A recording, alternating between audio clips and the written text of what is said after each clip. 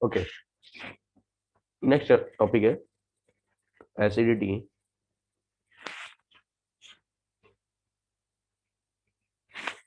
And basicity.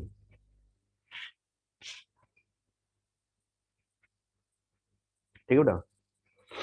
अब देखो यहाँ से क्वेश्चन है ना फिक्स है, मतलब आना ही आना होता है एसिडिटी बेसिसिटी का क्वेश्चन। तो बेसिकली अगर हम एसिडिटी और बेसिसिटी की बात करें तो इस चैप्टर के अंदर हम लोग केवल और केवल एसिडिटी और बेसिसिटी का है ना स्ट्रेंथ चेक करेंगे। हम उनकी पावर को चेक करेंगे कि कौन कितना ज्यादा एसिडिक है या कौन कितना ज्यादा बेसिक है। ठीक है ना।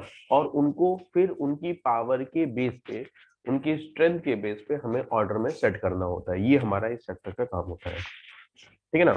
तो जैसे मान लो पहला पॉइंट स्टार्ट करते हैं, एसिडिटी। एसिडिटी और एसिडिक स्ट्रेंथ। एसिडिक स्ट्रेंथ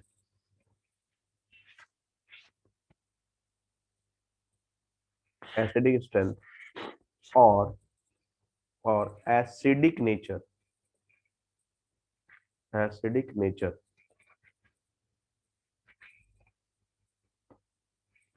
ठीक है। एसिडिटी और एसिडिक स्ट्रेंथ और एसिडिक नेचर, ये हमें समझना है। तो यार देखो, कोई भी किसी को हम एसिड कब बोलते हैं, है ना। कोई भी मॉलिक्यूल्स एसिडिक कब होता है, जब वो अपने H प्लस आयन को क्या कर देता है, डोनेट कर देता है। और डोनेट करने के बाद जो एनायन बनता है, कॉन्जुगेट बेस बनता है, उसकी स्टेबिलिटी क्या हो, ज्यादा हो, यानी कि वो उस फॉर्म में एग्जिस्ट करना चाहता हो। तो उसका नेचर कैसा हो जाएगा फिर आपका एसिडिक नेचर हो जाएगा। यानी कि जैसे मान लो मेरे पास क्या लिखा हुआ है, मैंने ये एच लिखा है, जैसे HA, ये एक एसिड है। कैसे पता लगा कि इसके पास H प्लस आयन डोनेट करने की टेंडेंसी हो। H प्लस आयन दिया और फिर ए नेगेटिव आयन। अब कुल मिलाकर के ये जो कॉन्जुगेट बेस है, कॉन्जुगेट बेस है, ये स्टेबल होना चाहिए। अगर ये कॉन्जुगेट बेस यानी कि एनायन स्टेबल हो गया, यानी कि ये इस H प्लस आयन को दोबारा एक्सेप्ट नहीं करेगा, तो फिर ये क्या नेचर का रखेगा, एसिडिक नेचर का रहेगा। तो हम कह सकते हैं, note, more stable, more stable the conjugate base,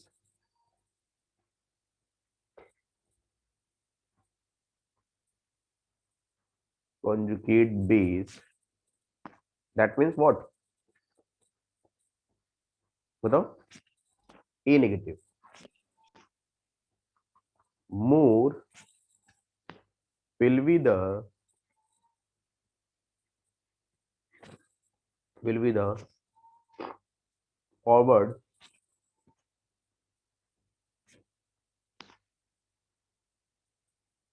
forward reaction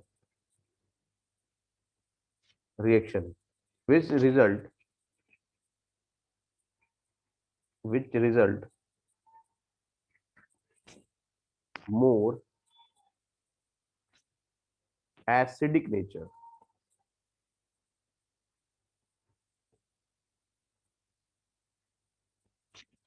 okay. तो रिएक्शन उतनी तेजी से क्या जाएगी, फॉरवर्ड चली जाएगी, और उतना ही ज्यादा क्या जाएगा, एसिडिक नेचर जाएगा। मतलब एसिड को समझने के लिए क्या समझ में आना चाहिए कि उसका जो एनायन है वो क्या बनना चाहिए, स्टेबल बनना चाहिए। जितना स्टेबल एनायन है उतना ही ज्यादा क्या रहेगा उसके पास में, एसिड, एसिडिक कैरेक्टर रहेगा। इट इज क्लियर और not? Yes sir. Yes sir. Clear है भाई। तो अब एसिड के बारे में हमारे पास कई तरह की थ्योरीज थी। ठीक है। तो सबसे पहले हमने कहा कि यार ब्रॉस्टन लॉरी एसिड बेस कॉन्सेप्ट क्या था। ठीक है, पहला पॉइंट है ब्रॉस्टन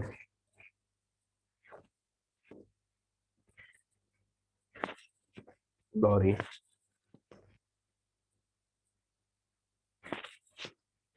एसिड बेस। तो अकॉर्डिंग टू ब्रॉस्लेरी है ना, इन्होंने क्या करा, एसिड और बेस को साथ रखा। जैसे मान लो ये HCl है और इन्होंने इसके साथ क्या किसको रखा, वाटर को। तो HCl ने H प्लस आयन डोनेट किया और वाटर ने उस H प्लस आयन को एक्सेप्ट कर लिया। तो इट कन्वर्ट इन व्हाट, बताओ, H3O positive plus Cl negative ion. Clear. तो इसको क्या बोला हमने, HCl को क्या बोला बताओ, एसिड, यस और नो, हाँ, बताओ। वाटर को क्या क्या बोला, बेस। बेस। बताओ H3O पॉजिटिव को क्या बोलोगे, conjugate base. Conjugate, Conjugate base. Conjugate, base conjugate acid, sorry, Cl minus acid, conjugate base रहेगा। और ये Oh, कॉन्जुगेट okay. बेस। क्या मेरी बात समझ में आ गई? हाँ सर। ध्यान समझिएगा यार, देखो कॉन्सेप्ट बहुत स्ट्रांग है ये। तो ये क्या बन गया, कॉन्जुगेट बेस। क्लियर। तो हम कहना चाहते हैं कि यार कौन कॉन्जुगेट एसिड्स होते हैं और कौन कॉन्जुगेट बेस होते हैं।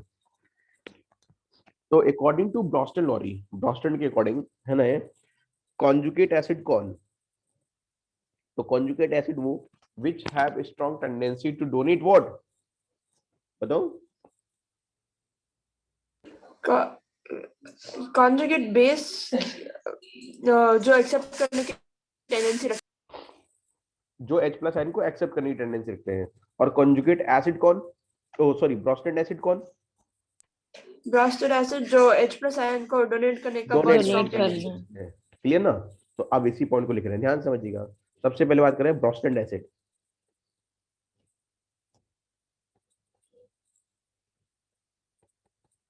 ब्रॉस्टन एसिड,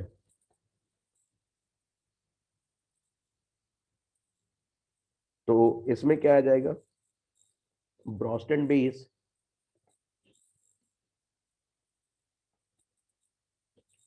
ब्रॉस्टन बेस प्लस क्या आएगा इसके अंदर, H प्लस आयन।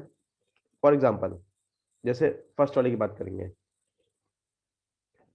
तो फर्स्ट वाले में अगर तुमने H2O दिया गया है, तो बताओ क्या H2O have strong tendency to accept electron.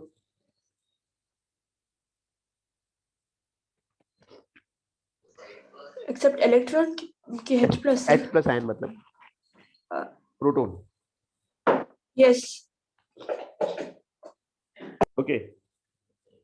तो इसका जो ये क्या है, एक्चुअल में क्या है, ये बेस है। तो इसका जो कॉन्जुगेट बनेगा, कॉन्जुगेट एसिड, बताओ क्या बनेगा, क्या बनेगा, H3O पॉजिटिव। बताओ ये सुनो। Yes.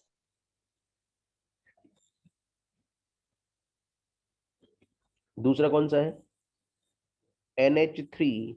ध्यान समझना, ये NH3 है, इससे मैंने कॉन्जुगेट एसिड क्या बनाया है इसका, NH4 पॉजिटिव आयन।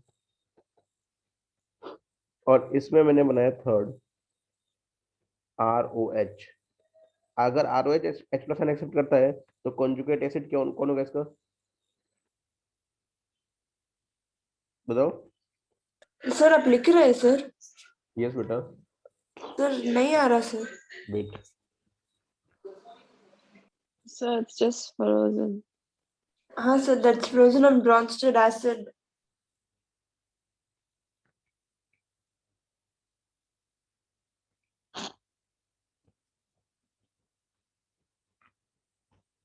क्लियर। नहीं sir, it is yet frozen.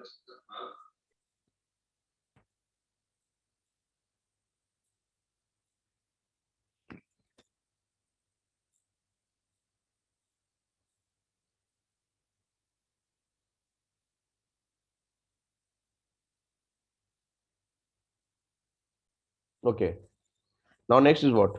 अब अगर हम बात करें कि ऐसे ही कॉन्जुगेट बेस की बात करनी है। Find the conjugate base, find conjugate base, find conjugate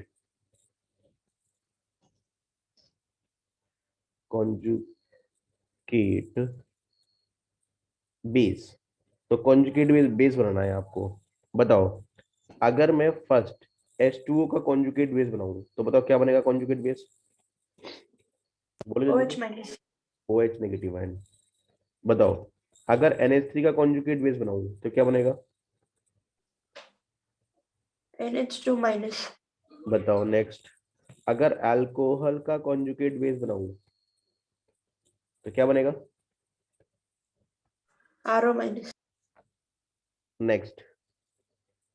अगर मैं RNH3 पॉजिटिव का कॉन्जुगेट बेस बनाऊं क्या बनेगा, RNH2 RNH2। क्लियर। फिफ्थ, अगर मैं Yes. ROH2 पॉजिटिव का कॉन्जुगेट बेस बनाऊं तो क्या बनेगा, ROH। ROH clear. तो बेसिकली ये था किसका, ब्रॉस्ट एंड लॉरी का कॉन्सेप्ट, है ना, ब्रॉस्ट एंड लॉरी का कॉन्सेप्ट, ठीक है ना। इसमें एक और कॉन्सेप्ट आपको समझना पड़ेगा, लुईस एसिड बेस कॉन्सेप्ट। तो लुईस एसिड बेस कॉन्सेप्ट क्या होता है वो भी समझ लीजिए फटाफट इसके अंदर। Lewis acid base concept, Lewis acid base concept. तो अगर आप लुईस एसिड बेस कॉन्सेप्ट की बात करेंगे तो according to Lewis, which have accept lone pair of electrons is known as what, acid, and which have a strong tendency to donate the lone pair is known as what, base. तो Lewis acid कौन है, which have strong tendency to donate what, lone pair. So Lewis acid accept the lone pair. तो lone pair acceptor,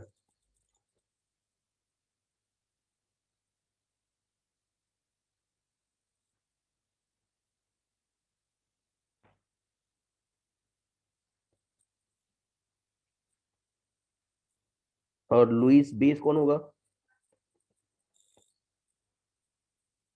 बोलो, lone pair donor, lone pair donor. तो which have a strong tendency to donate the lone pair is known as what, Lewis base, and which have a strong tendency to accept the electrons is known as what, acid. That is clear. For example, जैसे मान लो कि मेरे पास यहाँ पर क्या है, NH3 है, ठीक है, और यहाँ पर मेरे पास क्या है, AlCl3 है। अब AlCl3 के पास क्या है, वैकेंट ऑर्बिटल, राइट। हाँ सर इसके पास क्या रखा हुआ है, लोन पेयर। तो ये अपना लोन पेयर किसको डोनेट कर सकता है, इसके वैकेंट ऑर्बिटल में एंटर करा सकता है। तो जो लोन पेयर डोनेट कर रहा है, बताओ कैसा नेचर का हो गया, बेसिक नेचर का। तो इसे आप क्या बोलोगे, Lewis base Lewis base. Lowest और ये एक्सेप्ट base कर रहा होगा. है, तो बताओ इसे क्या बोलोगे, Lewis Lowest as acid. It is clear और नॉट, yes sir. ठीक है। अब देखो ध्यान से समझो, अब हमें सबसे पहले हम क्या पढ़ रहे थे, एसिडिक स्ट्रेंथ की बात कर रहे थे। तो अगर हम ऊपर वाली इक्वेशन को ध्यान से देखें दोबारा से, इस वाली इक्वेशन को, ठीक है ना, जहां पर हमने Ha को डिसोसिएट किया था।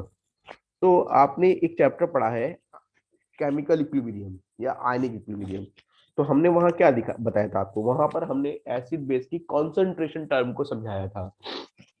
तो हम लोग इसको कैसे लिख सकते हैं कि एसिडिक स्ट्रेंथ को कैसे लिख सकते हैं कि फॉर एग्जांपल जैसे मेरे पास में यहाँ पर क्या है, Ha है, Ha या H एसिड है कोई, Ha है, और ये एक्वस सॉल्यूशन है। तो जब मैं इसको डिसोसिएट करता हूँ तो बताओ क्या बनता है, ये H प्लस आयन प्लस ए नेगेटिव आयन, ये सुनो। लाइक Yes, किसी sir. एसिड को अगर डिसोसिएट करते हो हाँ सर। तो ये डिसोसिएट होता है। अब इसके लिए जब मैं इक्विलिब्रियम कांस्टेंट लिखूंगा तो वो K आ जाएगा, और K H plus ion concentration और ए नेगेटिव आयन कॉन्सेंट्रेशन अपॉन क्या आएगा बताओ, एच ए एक्वस। हाँ सर। एक सेकंड को स्क्रीन फोकस हो गई।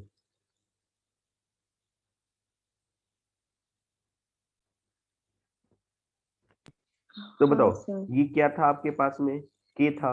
अब ये के जो लिखा है मैंने किसके लिए लिखा है, एसिड के लिए। तो क्या हम इसको ऐसे लिख दे कि K A equal to H plus ion concentration A negative ion concentration upon क्या लिख दें बताओ यहाँ पर, H A concentration.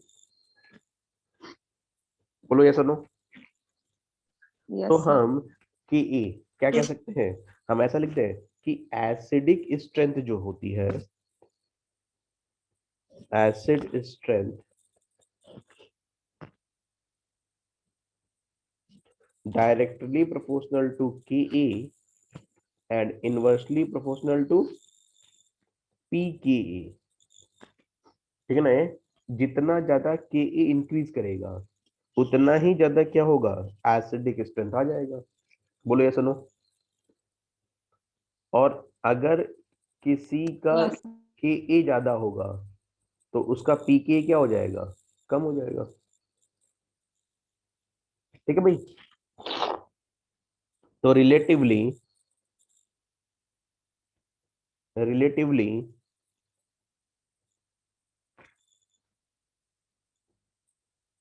Relatively acidic strength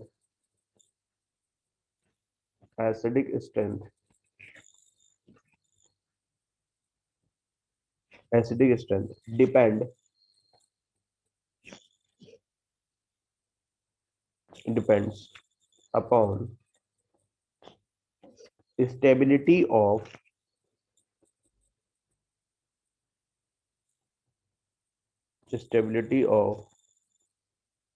their conjugate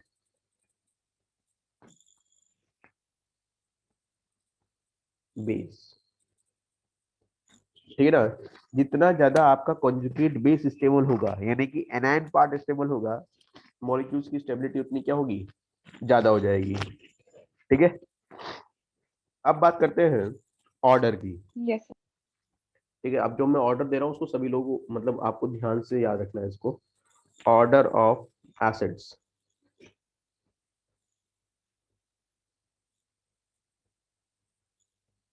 order of acidic strength.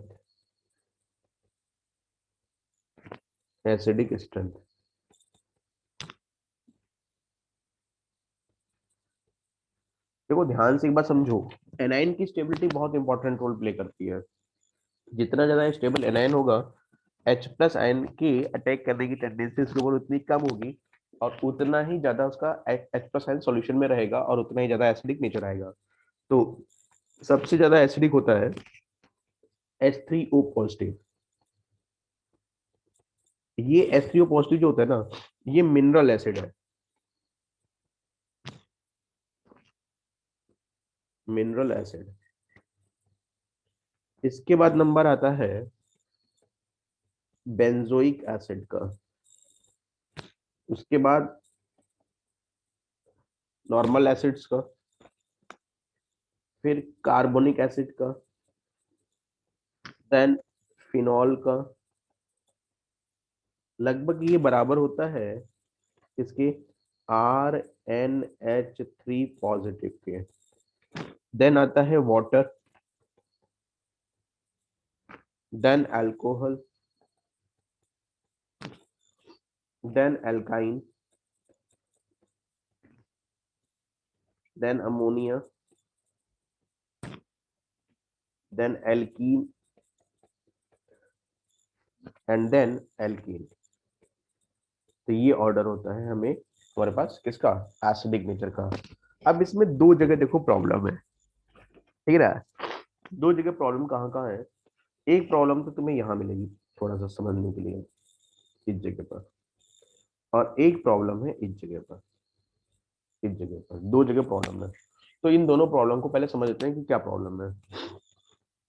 देखो मैं एक बार रिपीट कर दे रहा हूँ, एसिड वो जो H प्लस आयन दे करके एनायन जो बने वो स्टेबल कर दे, मतलब एनायन को वापस से H प्लस आयन एक्सेप्ट नहीं करना होता है। अब मैं पहले वाले कॉन्सेप्ट को समझाता हूँ। मैंने बोला कि जनरली जो एरोमेटिक एसिड्स होते हैं वो ज्यादा एसिडिक नेचर के होते हैं as compare to normal acids के, लेकिन एक एक्सेप्शन है, HCOOH यानी कि फॉर्मिक एसिड ज्यादा स्टेबल होता है, मतलब ज्यादा एसिडिक होता है एरोमेटिक एसिड्स के। अब ऐसा क्यों हो रहा है, देखो उसका रीजन ये है, मैंने क्या बोला, एसिड वो जो H प्लस आयन डोनेट करे, तो जब तुम यहाँ से H प्लस आयन निकालोगे, ये निकाल दिया H प्लस आयन, तो इसके पास जो रेजोनेंस आ रहा है वो इक्विवेलेंट रेजोनेंस आ रहा है, एक जैसा रेजोनेंस आ रहा है। अगर इसका मैं रेजोनेटिंग स्टेट ड्रॉ करूंगा तो कैसा आएगा ये, वो आएगा HC, यहाँ आ जाएगा O negative double bond O। तो इसके पास जो रेजोनेंस है वो कौन सा रेजोनेंस है, इक्विवेलेंट रेजोनेंस, ठीक है ना। अच्छा, अगर मैं वहीं पर इस वाले मोलिक्यूल्स की बात करूं, तो अगर मैं इसके स्ट्रक्चर की बात करूंगा तो इसका स्ट्रक्चर कैसा है,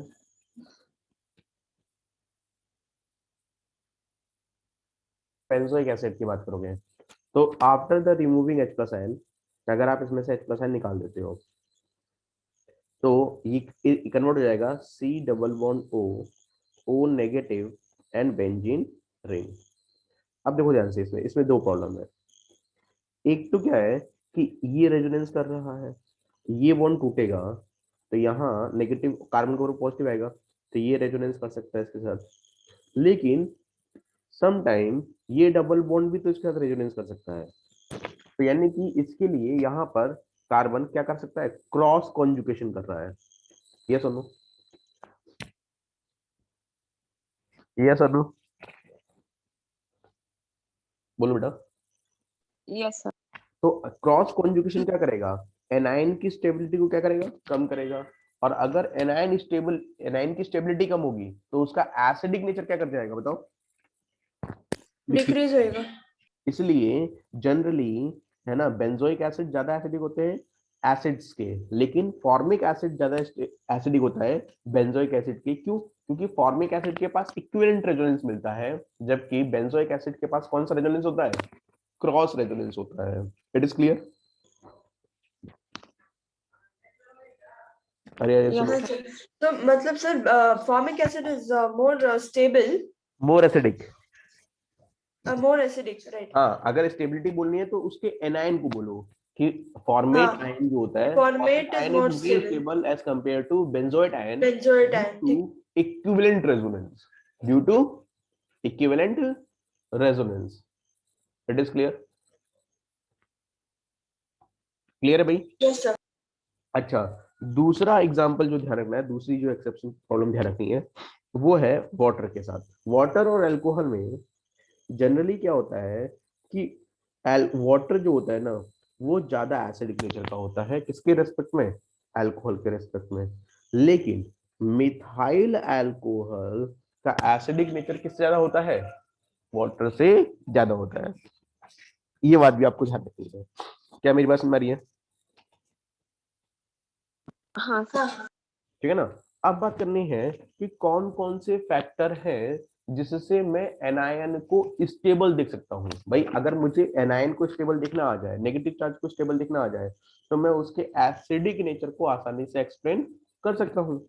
तो मैंने कहा कि कौन कौन से ऐसे फैक्टर्स हैं जो एनायन को स्टेबल कर सकते हैं, तो ये बहुत इंपॉर्टेंट है। मैं आपको ए नेगेटिव आयन की स्टेबिलिटी के बारे में बता रहा हूँ। ए negative stability,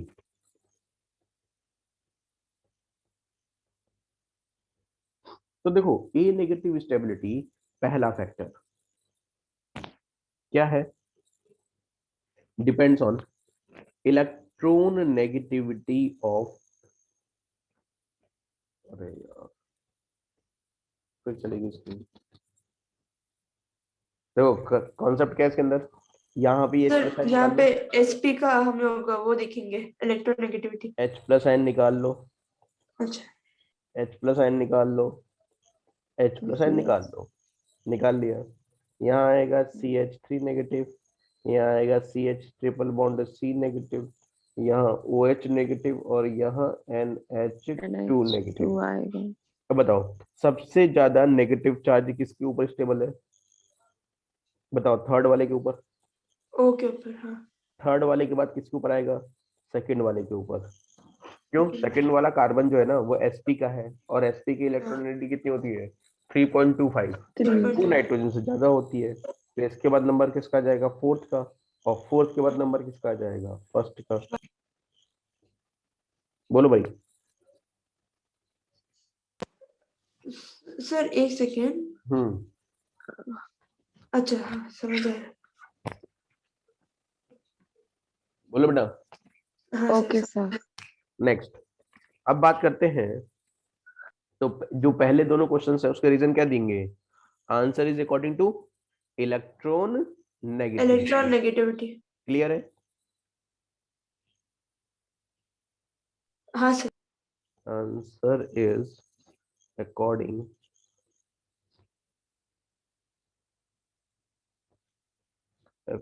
two electron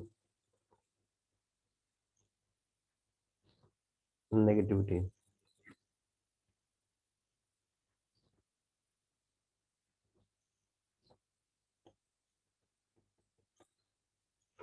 okay, now next is what. अब आता है क्वेश्चन नंबर थर्ड। देखो क्वेश्चन नंबर थर्ड क्या कह रहा है, ठीक है ना। जैसे मान लो कि मेरे पास HF है, ठीक है, HCl है, HBr है और HI है। तो बताओ भाई मिल्की, इसमें सबसे ज्यादा एसिडिक कौन है, HF। अच्छा, अब मैं क्या कर रहा हूं, मैंने क्या कॉन्सेप्ट बताया था कि H प्लस आयन निकाल लो, H प्लस आयन निकाल लो और एनायन की स्टेबिलिटी चेक कर लो। तो मैंने इसमें से H प्लस आयन को रिलीज कर दिया। तो जब मैंने H प्लस आयन को रिलीज किया तो यहाँ बना F नेगेटिव, यहाँ बना Cl नेगेटिव, यहाँ बना Br नेगेटिव, यहाँ बना I नेगेटिव। तो अब प्रॉब्लम ये है कि सर देखो फ्लोरीन की इलेक्ट्रॉन नेगेटिविटी 4 होती है और आयोडीन की कितनी होती है सिर्फ, बताओ 2.5। तो HF जो है वो ज्यादा एसिडिक नेचर का होना चाहिए। अब इस क्वेश्चन को थोड़ी देर के लिए दूसरे तरीके से सोचना, ध्यान समझिएगा। मैंने क्या सर करा, हाँ तो जब हम एक हाइड्रोजन आयन निकालते हैं उसके बाद इलेक्ट्रोनेगेटिविटी के हिसाब से अरेंज करना होता है। हाँ, लेकिन अब सुनो इस गेम में क्या हो रहा है। लेकिन अब क्या ओके। हुआ कि मेरे पास मान लो ये एक कंटेनर है, ठीक है ना। इस कंटेनर के अंदर है मैंने H प्लस आयन को छोड़ रखा है और मैंने इसमें 2 एनायन छोड़ रखे हैं। एक F का है, F नेगेटिव, अरे यार,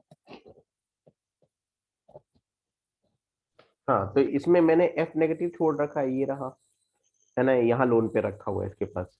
और एक मैंने इसके ऊपर अंदर I नेगेटिव को छोड़ रखा है, ठीक है ना, ये I नेगेटिव है, यहाँ भी इलेक्ट्रॉन है इसके पास, ये I नेगेटिव है। तो सोचो कि यार ये जो H प्लस आयन है वो किसके ऊपर पहले अटैक कर सकता है, या यूं सोचो कि किसके लोन पेयर को वो जल्दी ढूंढ सकता है। देखो आयोडीन के ऊपर भी आई लोन पेयर है नेगेटिव। और फ्लोरीन के पास भी लोन पेयर है। अच्छा एक बात बताओ, जैसे मान लो कि मुझे अमोघा के घर जाना है, मान लीजिए मुझे अमोघा के घर जाना है, ठीक है ना। अच्छा, इस कॉन्सेप्ट की बात कर रहा हूं, तो यानी कि जिसका जितना बड़ा साइज होगा उसका नेगेटिव चार्ज उतना ही डिस्पर्स होगा। H प्लस आयन के अटैक करने की टेंडेंसी उतनी कम होगी। H प्लस आयन ज्यादा लंबे टाइम तक क्या रहेगा सोल्यूशन में, तो उसका एसिडिक नेचर उतना ही क्या होगा, ज्यादा होगा।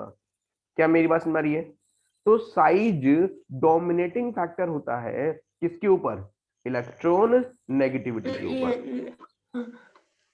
Size is a dominating factor on where, electron negativity. तो एसिडिक स्ट्रेंथ का जो ऑर्डर होगा बताओ वो क्या होगा?